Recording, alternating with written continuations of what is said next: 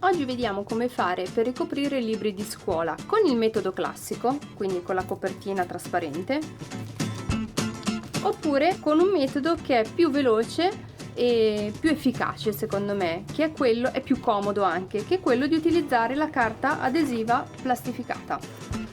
L'occorrente per ricoprire il libro con il metodo classico: la carta, le forbici, lo scotch e il taglierino. Oltre a delle mollettine, io ho queste, ma voi potete usare anche delle mollettine normali o quelle che avete in casa. L'importante è che vi aiutino a tenere ferma la carta prima di fissarla con lo scotch. Il primo passaggio da fare è quello di aprire la carta e appoggiarci sopra il libro, provando ad aprirlo per vedere se la larghezza della carta è sufficiente. Tenete 3 cm di margine sopra e anche 3 cm di margine sotto. Dopodiché, una volta che avete presa la misura, piegate il rotolo in questo modo e potete usare per tagliarla le forbici o il taglierino.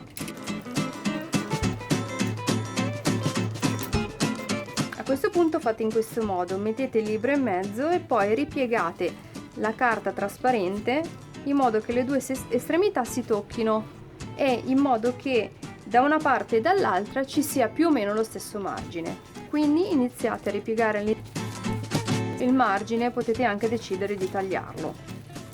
A me va bene così, quindi faccio in questo modo e inizio a fissarlo con delle mollettine. Poi lo giro e ripeto dall'altra parte.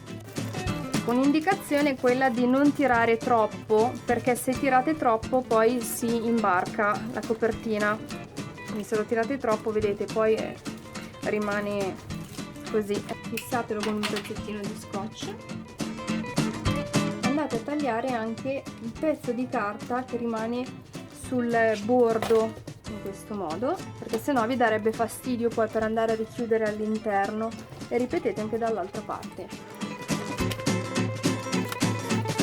Questa parte non era fissata, quindi procedo a farlo ora. Dopodiché posso togliere le mollettine che userò una volta che faccio l'angolo. Quindi formate un angolo di 45 gradi ripiegando la plastica all'interno. Prendete subito un pezzettino di scotch e fissatelo sull'angolo. Ripetete la stessa cosa dall'altra parte. Fissate con la clip e poi fermate con 2 pezzettini di scotch.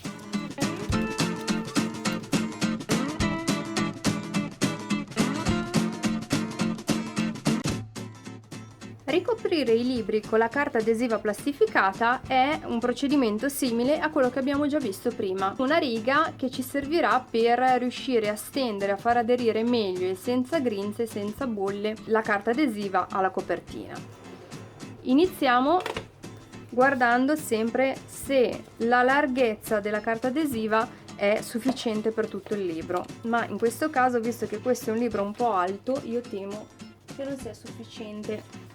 In caso di dubbi sarà ruotare il libro e ritagliare la carta sulla lunghezza. In questo caso non è necessario lasciare tanto margine come prima, perché tanto andremo a ricoprire il libro a filo. Facciamo così e prendiamo la misura. Io taglierò qua.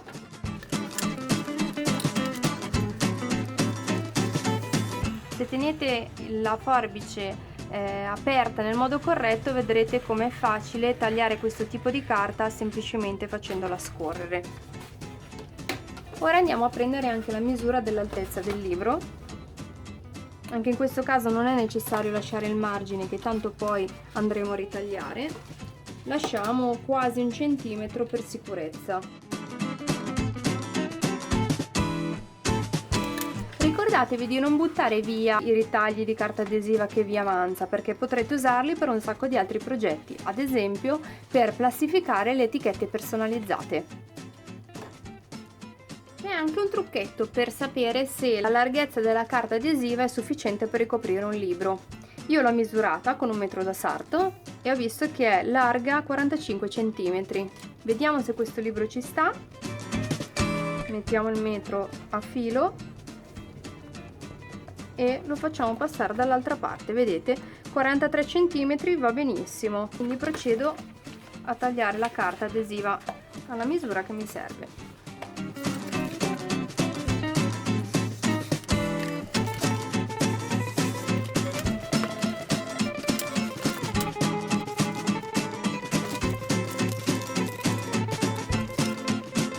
Posizioniamola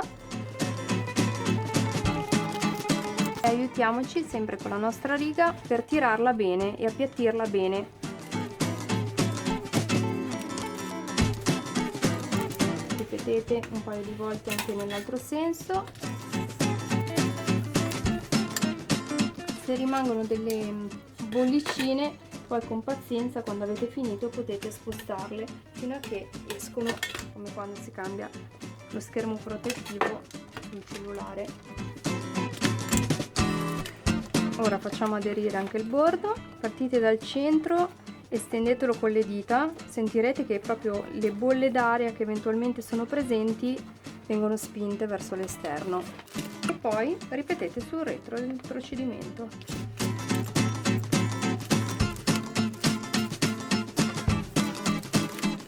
Rifilate il bordo